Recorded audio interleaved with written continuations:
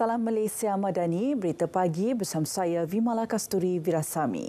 Kerjasama antara semua jentera kerajaan pusat dan kerajaan negeri sangat dituntut dalam menghadapi musibah banjir termasuk di Kelantan.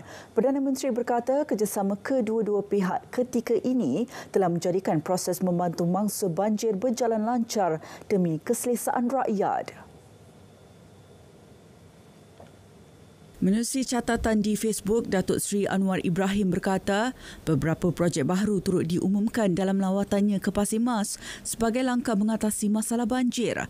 Antaranya meluluskan pembinaan benteng sementara bagi projek pembangunan lembangan sungai bersepadu PLSP Sungai Golok di Rantau Panjang bernilai RM6 juta.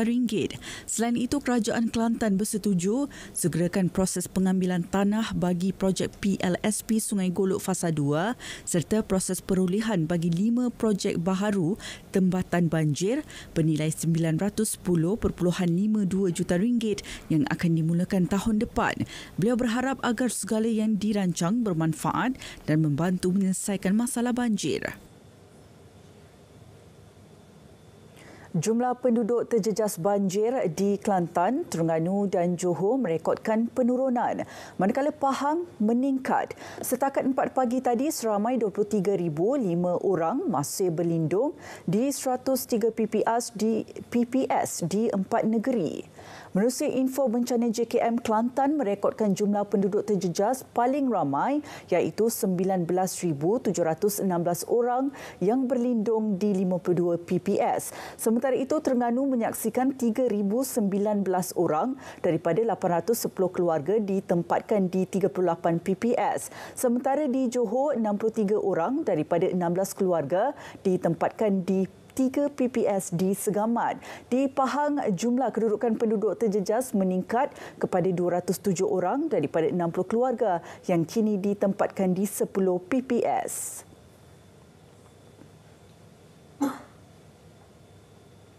Dua lelaki maut akibat terperangkap di dalam kereta pacuan 4 roda yang tenggelam dipercayai tergelincir lalu terbalik ke dalam tali air di Kampung Pulau Pisang, Jalan Botak Kiri, Tanjung Belanja pagi semalam.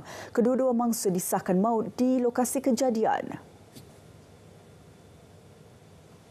Timbalan Ketua Polis Daerah Perak Tengah DSP Muhammad Uzair Ismail berkata ketika kejadian kira-kira pukul 11.40 pagi itu, kenderaan jenis Toyota Hilux yang dipandu lelaki 39 tahun bersama seorang penumpang lelaki 25 tahun dalam perjalanan membawa muatan kelapa sawit dari ladang di Kampung Pulau Pisang.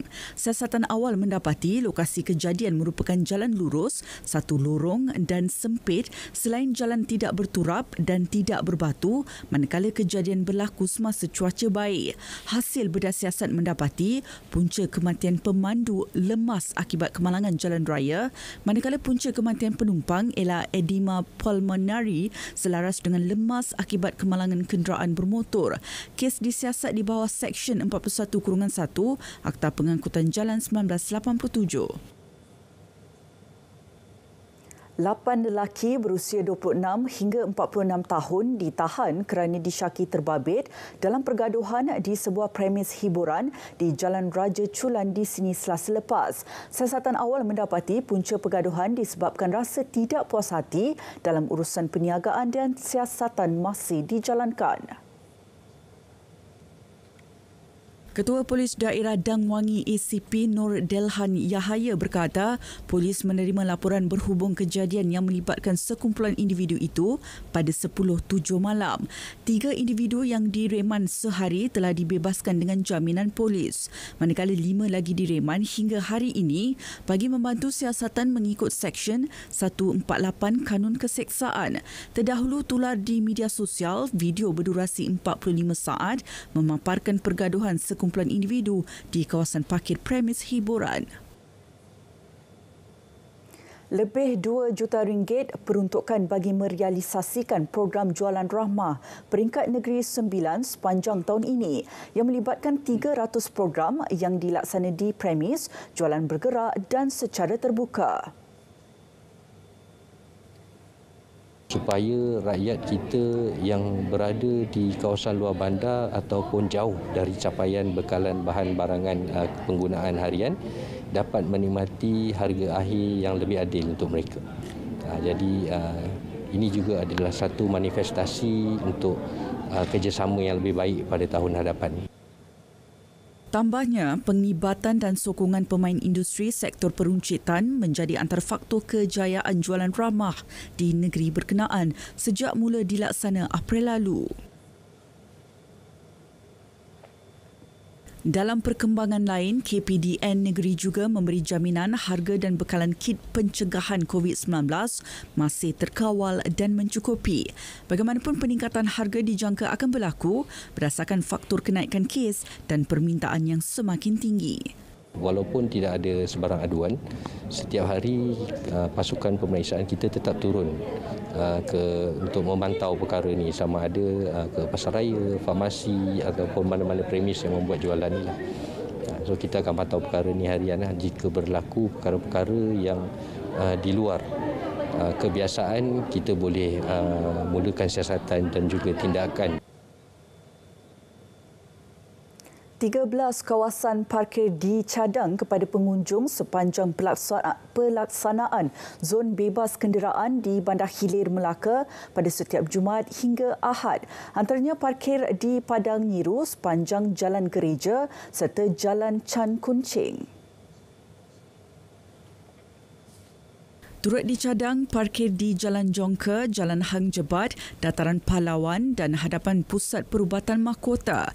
Ketua Polis Daerah Melaka Tengah, Asisten Komisioner Christopher Patit menasihatkan pengunjung rancang perjalanan bagi mengelak kesesakan dan kemalangan di kawasan Bandar Hilir sepanjang tempoh pelaksanaan zon bebas kenderaan.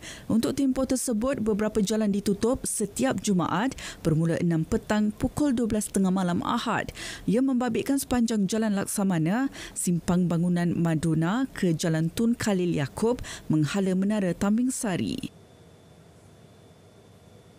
Pulau Pinang kekal pengeksport utama perdagangan Malaysia untuk November tahun ini dengan menyumbang sebanyak 29%. Ia diikuti Johor 22.6%, Selangor 16.9% dan Sarawak 8.3%. Jabatan Perangkaan memaklumkan jumlah ekspor Pulau Pinang bagi tempoh itu bagaimanapun susut sebanyak 5.4 bilion ringgit. Sebaliknya, prestasi ekspor Johor dan Kedah masing-masing meningkat kepada 3 bilion ringgit dan 929.2 juta ringgit. Dalam pada itu, import mengikut negeri bagi tempoh sama meningkat 1.7% kepada 1.8 bilion ringgit berbanding tempoh sama 2022.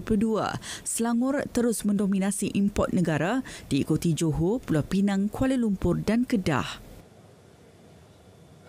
Suruhanjaya Penerbangan Malaysia telah menyemak semula unjuran trafik penumpang tahun ini antara 84.5 juta dan 86.5 juta mengatasi unjuran awal. Suruhanjaya itu menjangkakan angka penumpang bagi 2024 melebihi 93.9 juta. Unjuran itu berikutan pertumbuhan yang memberangsangkan dicatatkan sektor penerbangan negara dalam trafik penumpang. Buktinya, 69.9 juta trafik penumpang dicatat dalam tempoh 10 bulan pertama tahun ini. Namun terdapat potensi cabaran yang perlu dipertimbangkan termasuk kenaikan kos bahan api jet, penyusutan nilai ringgit dan isu tenaga kerja.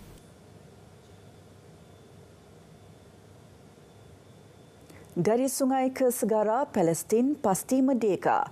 Berita pagi diteruskan dengan edisi Sabah.